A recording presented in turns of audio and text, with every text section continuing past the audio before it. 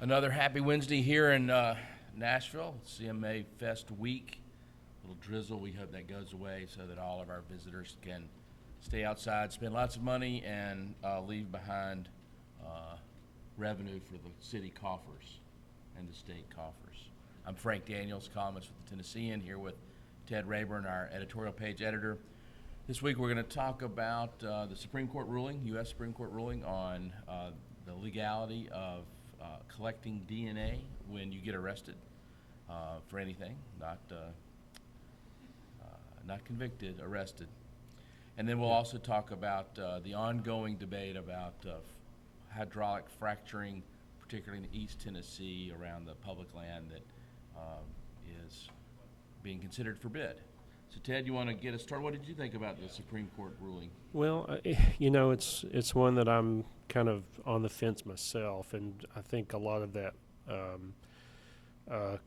not confusion necessarily, but there's a lot of different alliances in the Supreme Court on this than you usually see.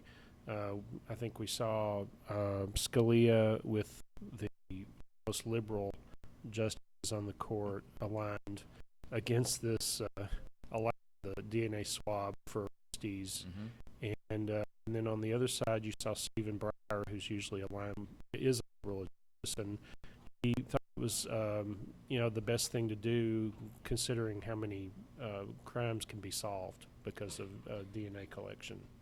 So it's kind of a toss-up, and I think there are issues to be resolved on both sides. I think maybe the thing that keeps lingering in my mind is that there just aren't a lot of people in the public who are really kind of have a grasp of what this is going to mean for them or someone they know if there's an arrest. Yeah, my view on it was I believe that the Supreme Court really did open up Pandora's box. I mean, there is no constitutional right to privacy. There is a variety of implicit rights to privacy, especially around your body. Roe v. Wade affirmed that. It seems to me that the mere fact that you would have a brush with the law should not enable the government to then collect and keep in a database a identifiable marker of you. There is no process to remove you from that database. We know as databases get used and proliferated, they will become more used and more proliferated. And I think that we do not understand what the consequences of this kind of behavior. Once you grant the right to do a DNA swab, are you going to then say it's okay to take digital fingerprints so that the law can trace you in a number of ways? As we use our cell phones and we create a digital fingerprint of the same nature, or is that going to be something that the government can do? I think that we are opening up ourselves to an incredible amount of government intrusion in an environment where we already have too much government intrusion. Yeah. So I think the Supreme Court, I think this is why we saw this mixture of liberal and conservatives, because it is, as you say, it's a confusing issue. I think they ruled the wrong way. I think that we have a long way to go before we understand what the implications of this kind of invasion of privacy means. And just the fact that you get arrested means nothing. Mm-hmm. It did, it's very easy to create laws and make it easy.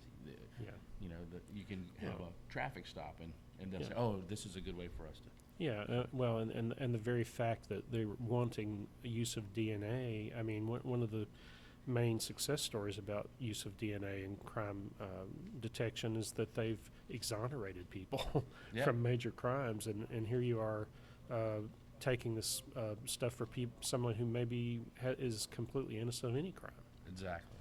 So. I think that we should be very careful about how we enable technology to strip away even the very flimsy facade of privacy that we currently enjoy.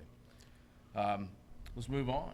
I think that that one is going to play out over a long time, and the next thing that we want to talk about will play out over a long time, which is the growth of hydraulic fracturing to extract natural gas here in Tennessee, and I think you're particularly concerned with the University of Tennessee's efforts to lease rights on about 8,000 acres.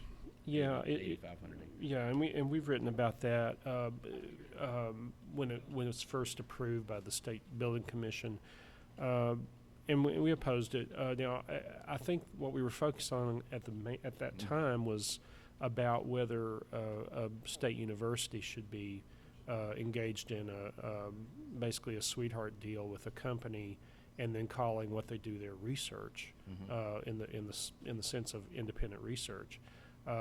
That's one issue, and I think what we're starting to be concerned about, and we had a story this past week in the Tennessean past weekend about not just the UT plan, but also the Tennessee Wildlife Resources Agency is looking into the possibility of selling or leasing mineral rights on some more public land in near Crossville, Catoosa Wildlife Refuge.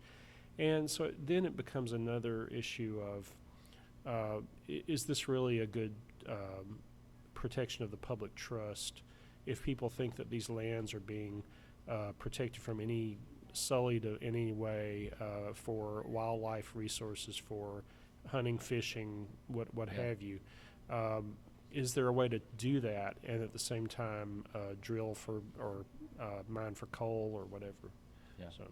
Well, those are legitimate concerns. I think the thing that it really brings up is do we as a state have the right structure to deal with the implications of these decisions? We do have a severance tax for the natural resources that are withdrawn from underneath the surface area that people own.